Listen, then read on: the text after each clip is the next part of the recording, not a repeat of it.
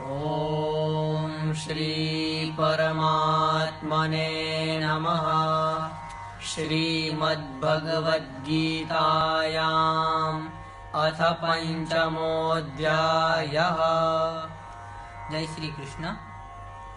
श्रीमद् भगवद गीता में अध्याय 5वां, श्लोक 1 से 7।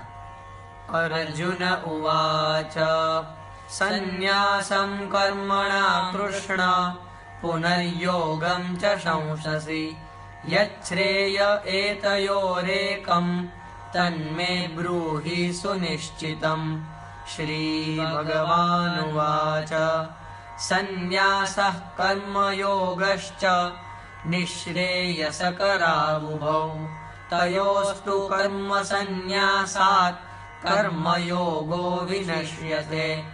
ज्ञेयः स नित्यसन्न्यासी यो न द्वेष्टि न काङ्क्षति।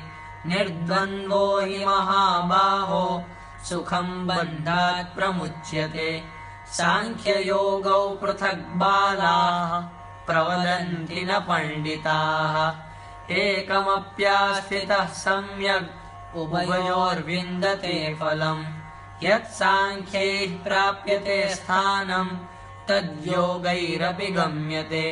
एकं साङ्ख्यं च योगं च यः पश्यति स पश्यति।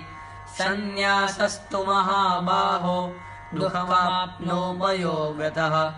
योगयुक्तो मुनिर्ब्रह्म न चिरेणाधिगच्छति। योगयुक्तो विशुद्धात्मा विजितात्मा जितेन्द्रियः। सर्वभूतात्मभूतात्मा कुर्वन्नपि न लिप्यते। ओम। श्रीमद् भगवद गीता अध्याय 5 श्लोक 1 से 7 का अर्थ। अर्जुन बोले, हे कृष्ण, आप कर्मों के संन्यास की और फिर कर्म योग की प्रशंसा करते हैं, इसीलिए इन दोनों में जो एक मेरे लिए भली बातें निश्चित कल्याणकारक है उसे ही कहिए। श्री भगवान बोले, कर्म संन्यास और कर्म योग ये दोनों ही परम कल्याण के करने वाले हैं, परंतु उन दोनों में भी कर्म संन्यास से कर्म योग साधन में सुगम होने से श्रेष्ठ है। हे अर्जुन, जो पुरुष इन किसी से द्वेष करता है और न किसी से आकांक्षा करता है, वह कर्मयोगी सदा सन्यासी ही समझने योग्य है, क्योंकि राग द्वेष आदि द्वंद्वों से रहित पुरुष सुख पूर्वक संसार बंधन से मुक्त हो जाता है।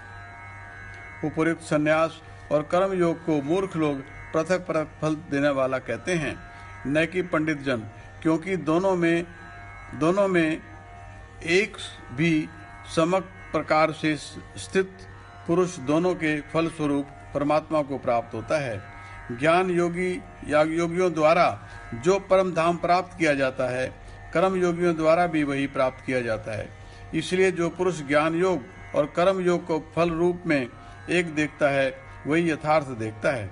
परंतु हे अर्जुन, कर्म योग के बिना संन्यास अर्थात मन, इंद्रिय और शरीर द्वारा होने वाले संपूर्ण कर्मों में कर्तापन का त्याग प्राप्त होना कठिन है, और भगवत स्वरूप को मनन करने वाला कर्म योगी परब्रह्म परमात्मा को शीघ्र ही प्राप्त हो जाता है। जिसका मन अपने वश में है, जो जितेंद्रिय एवं विशुद्ध अंतःकरण वाला है और संपूर्ण प्राणियों का आत्मरूप परमात्मा ही जिसका आत्मा है, ऐसा कर्मयोगी कर्म करता हुआ भी लिप्त नहीं होता। जय श्री कृष्ण।